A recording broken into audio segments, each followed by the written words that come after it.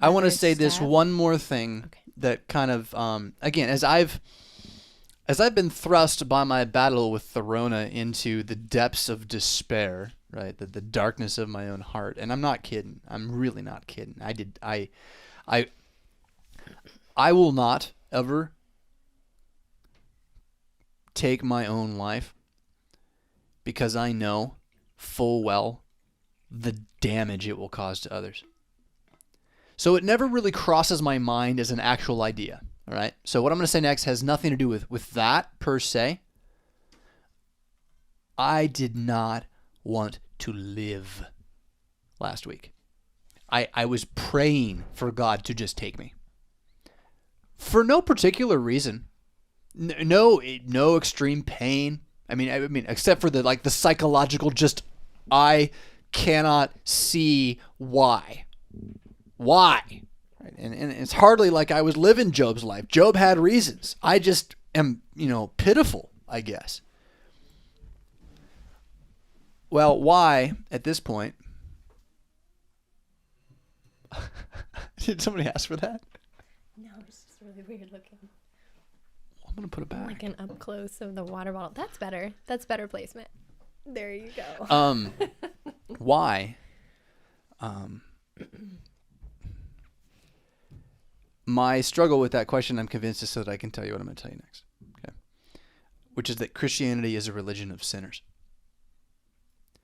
Christianity and Christ is the God of the ungodly.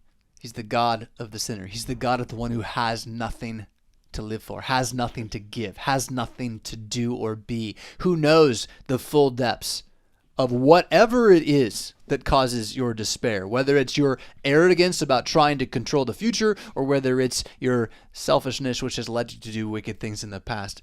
Christianity is the religion of the sinner. The sinner in Christianity stands naked and exposed before a wrathful God who nonetheless wants you back.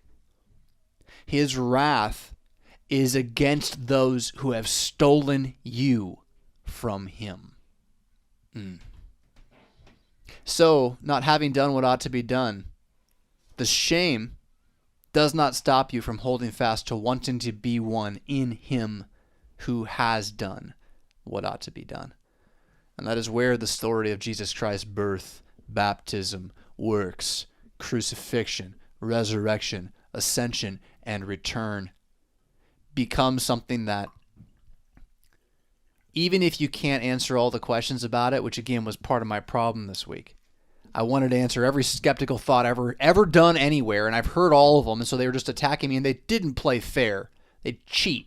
They changed the topic mid-sentence once I start arguing, and then they use my argument against me and all this kind of stuff. It's all in the head. I lost where I was going. It's been a while since I did that. So you were answering the question, the skeptic. The skeptic in the head. And they were not playing fair. The need to answer the skeptic is the need to see.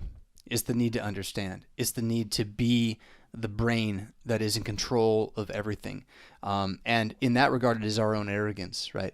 Whereas Christianity, it is the claim on you, that's where I was going with this, is the claim on you by Jesus and by the story of Jesus. It makes a historic claim on you. It says, this happened.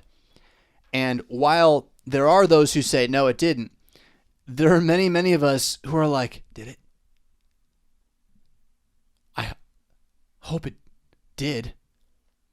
And even so, then to say this a different way, this comes out of the Caberly book also, but like, it was a footnote. A scholar in the 1800s, for all of the arguments, for all the scholarship, for all this is, I know what the name of Jesus has done to me.